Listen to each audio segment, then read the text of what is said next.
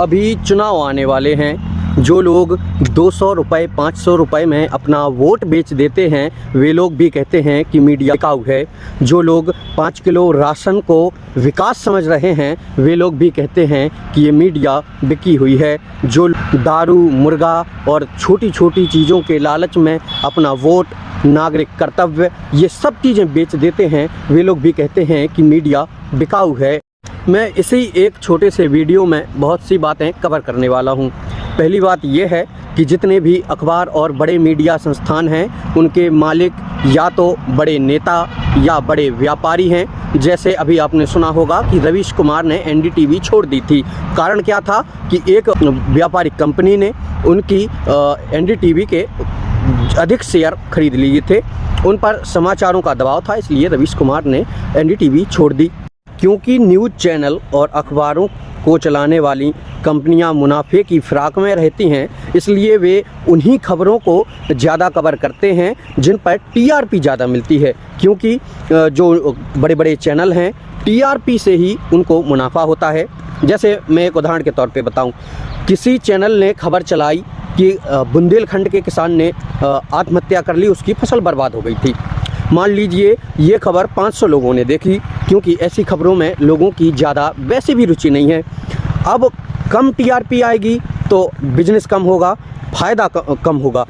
मान लीजिए दूसरी कोई डिबेट होती है जिसमें हिंदू मुस्लिम का मुद्दा रखा जाता है। इस मुद्दे पर बहस होती है, दोनों साइड के लोग चिल्लाते हैं और एक दूसरे पर आरोप लगाते हैं और हिंदू मुस्लिम का एक विवाद छिड़ जाता है। इस लोगों को लाखों लोग देखते हैं, क्योंकि ज़्यादा लोग देख रहे हैं, टीआरपी ज़्यादा आई तो बिजनेस ज़्यादा हुआ और जो कंपनी अखबार और चैनल को चला रही है उसको मुनाफा भी अधिक हुआ है। ऐसे में आप लोग एक बात बताइए कि अगर किसी दुकान पर एक सामान ज़्यादा बिक रहा है, दूसरा कम बिक रहा है, तो क्या वो दुकानदार ज़्यादा बिकने वाला सामान बेचेगा या कम बिकने वाला?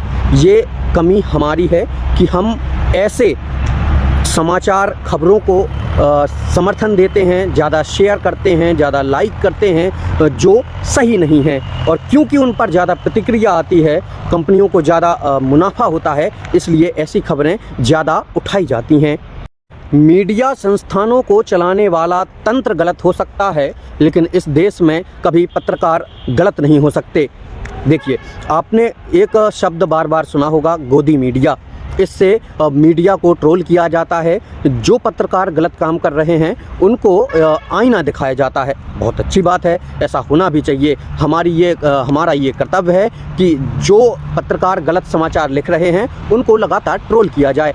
क्या आपको पता है कि गोदी मीडिया का कॉन्सेप्ट दिया किसने था?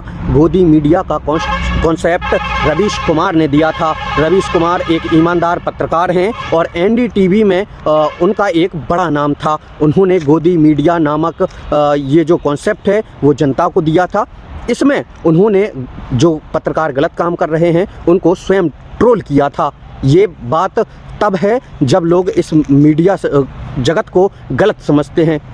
एक 4 लाइन की खबर जो आप सुबह अखबार में पढ़ते हैं, टीवी में देखते हैं, क्या आपको पता है कि उसमें कितना संघर्ष एक पत्रकार करता है? मान लीजिए किसी पक्ष ने दूसरे पक्ष पर आरोप लगाया, अगर पत्रकार ने खबर लिखी तो दूसरे पक्ष का बुरा, उसका नहीं होगा तो पुलिस या संबंधित विभाग का बुरा। क्योंकि जो अधिकारी हैं वे चाहते हैं कि समाचार दबे रहेंगे, उनकी कार्यप्रणाली को कोई नेगेटिव क्षति नहीं पहुंचेगी और उनका नुकसान नहीं होगा। तो आपको ये चीज़ें भी देखनी चाहिए।